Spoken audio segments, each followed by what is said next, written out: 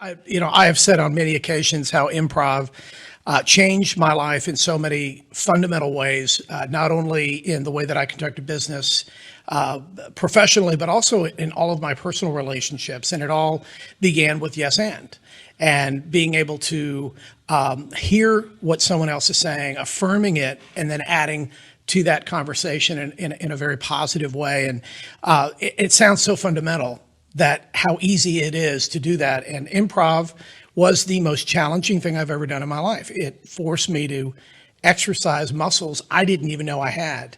And I was privileged enough to, I made this deal with myself.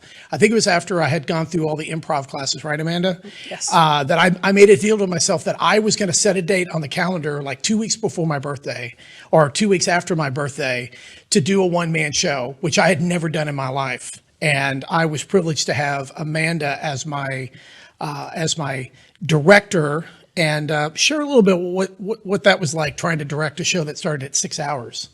Well, the time that we allotted for that show was an hour, which means we needed the run time to be between 50 to 55 minutes, so we could, of course, hold for applause and a bathroom break.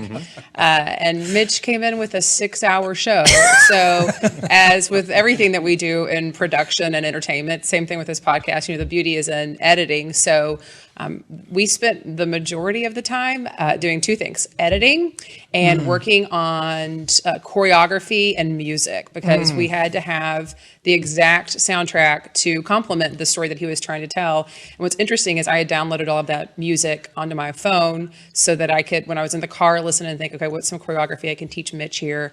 And sometimes when I have my playlist on shuffle and I'm listening to like pump me up music, like one of like the Paratrooper songs will come on in the middle of it. So because it's still in, That's sweet. It's sweet. And also if anybody's in the car, it's a lot of explaining. So Boogie Woogie Bugle Boy, I think, was one of the songs. So that'll come in the middle of like my workout playlist. So I think we'll all permanently be affected by that show. Oh, well, Tina Fey says never give anybody your playlist because it'll be the cool song and then it will cut to something really bad. So, Amanda, you've obviously experienced that. Kyle.